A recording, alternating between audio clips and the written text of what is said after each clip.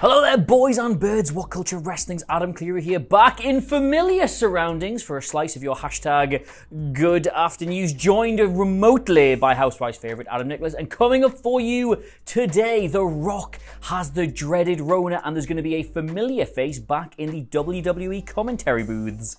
Indeed there is, and I'm Adam Nicholas, and I've got my sets of news over here, and I've got Paul Heyman now receiving text messages from WWE fans, and on top of that though, on our first story for today, let's dive into something you all have talked about, a bit of UFC. Dana White wants Brock Lesnar versus Jon Jones as a UFC super fight. Now, as we all know, it was announced earlier this week or last week that Brock Lesnar is now officially a free agent from WWE. He's available to anybody who wants him. That could include AEW. Ooh, imagine the comments on that one.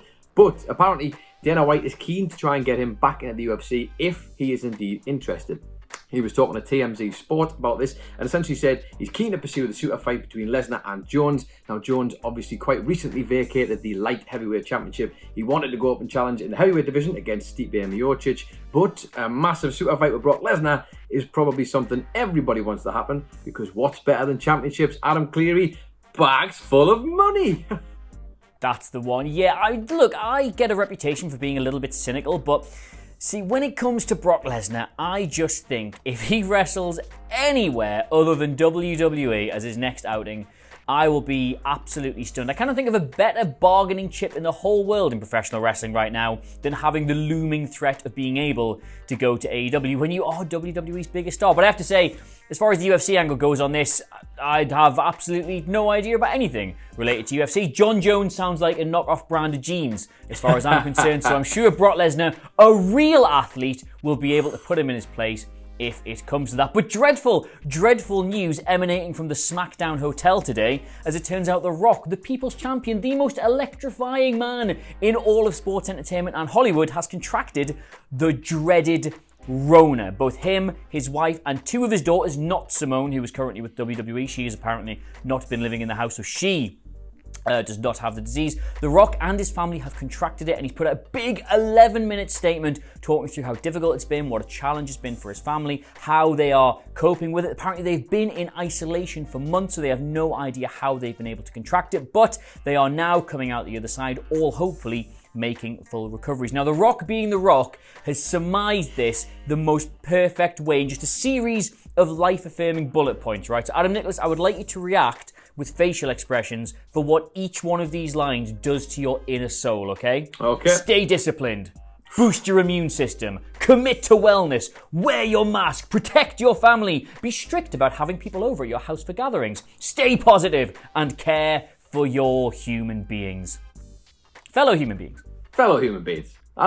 You know, if anybody could turn this, I was going to say if anyone could turn a negative into a positive, but I guess he's turned a positive into a positive. Yeah, you see what I did there as a whole. Yes, this is The Rock being at his usual best. You want somebody who's motivational when it comes to this. We don't obviously want anybody to be suffering with the ongoing global bastard, but if you're going to have an attitude towards it, I guess The Rock's the man for the job, isn't he? Fingers crossed they're all feeling better now, and hopefully no disasters across there. But anything to do with the ongoing global bastard. Adam Nicholas, is the Rock gonna chin a pandemic? Quite possibly.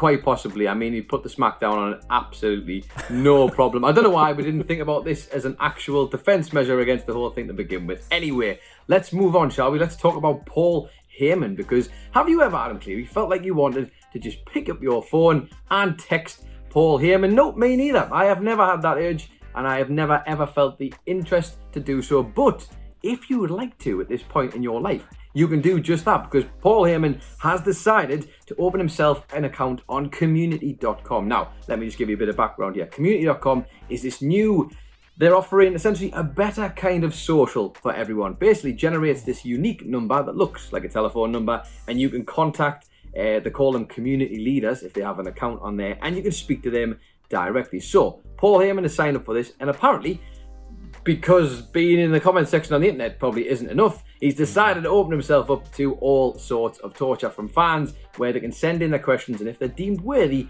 he will, I guess, respond to them. He did fire out a tweet with regards to all this. He basically said, "Ladies and gentlemen, my name is Paul Heyman, and we are doing a lightning round of Ask the Advocate right now. You may text me personally," and he gave his number and then said, "Should I deem your question worthy, I will answer it personally," he says again. So, interesting this, you've got a direct line to Paul Heyman. Adam Cleary, what would be your first question and why? Well, first of all, I would like to address that question you asked at the top of this, which is, have I ever wanted to text Paul Heyman? And I have to say, there have been times I've wanted to text Paul Heyman, but every single one of those messages would have started, "You can tell Vince," right? I don't know really, I do Instagram Q&As occasionally, and filtering through what gets sent into that to try and find 30 or 40 interesting ones is a job and a half. So I do not envy Paul Heyman's assistant having to go through all that and just knock aside the 5,000 really boring wrestling booking questions. What if Undisputed Era debuted in AEW? Yeah, what if? I just think,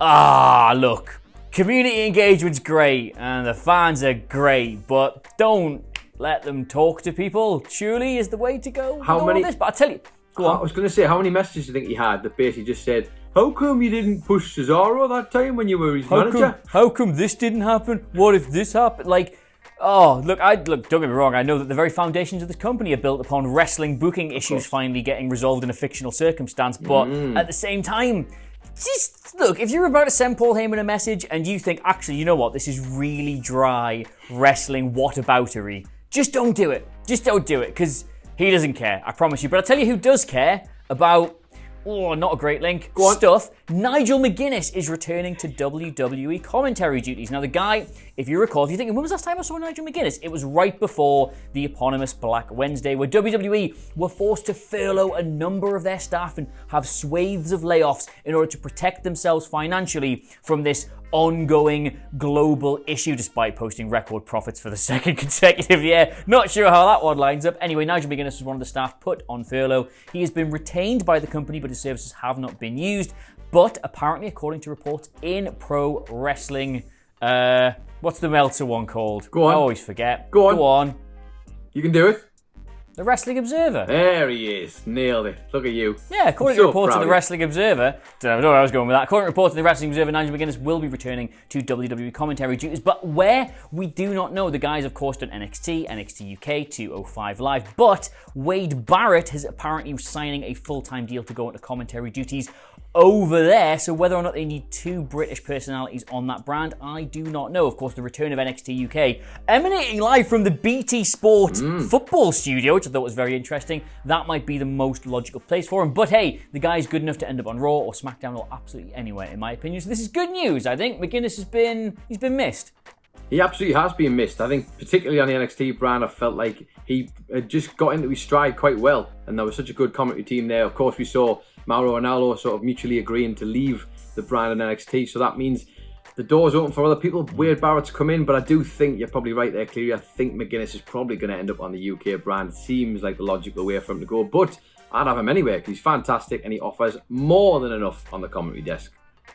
Yes, I completely agree. Much missed. Looking forward to having him back. But let us know what you made of that and all the other stories in the comments below. And of course, don't forget to like, share, and subscribe. This has been your hashtag Good Afternoons with myself and Adam Nicholas, who you can get on Twitter where? At It's Adam Nicholas. You can get Adam Cleary on Twitter.